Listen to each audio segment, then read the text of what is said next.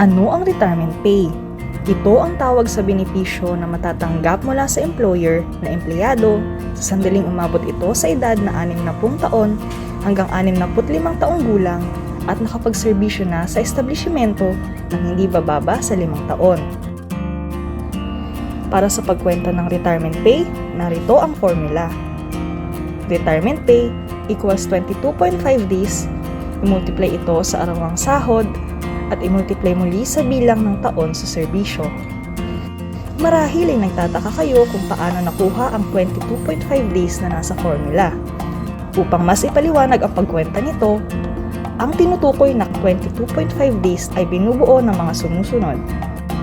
Una, kabuuang sahod sa loob ng 15 araw base sa latest salary rate ng empleyado. Pangalawa, cash equivalent o katumbas na halaga ng 5 araw na service incentive leave. At pangatlo, 1/12 o katumbas ng 2.5 days na 13th month pay. Sa madaling salita, 15 plus 5 plus 2.5 equals 22.5 days.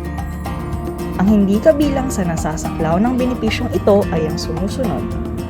Una, mga manggagawa ng pamahalaan at pangalawa, mga manggagawa na nagtatrabaho sa retail, service at agricultural na establishmento na may hindi lalampas sa 10 manggagawa ang nagtatrabaho o kilala rin sa tawag na micro-establishments.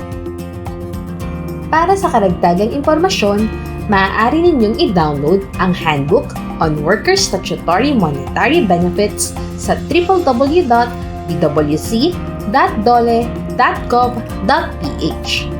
At kung kayo ay may iba pang katanungan, maaari kayong tumawag sa aming hotline sa numerong 1349 o dumulog sa pinakamalapit na Dole office sa inyong lugar.